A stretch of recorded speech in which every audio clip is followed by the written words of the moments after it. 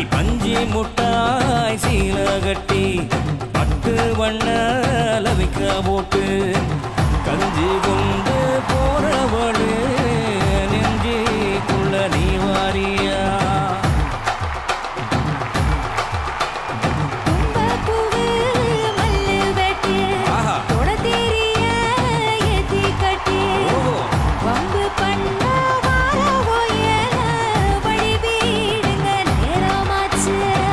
அப்படி போடு.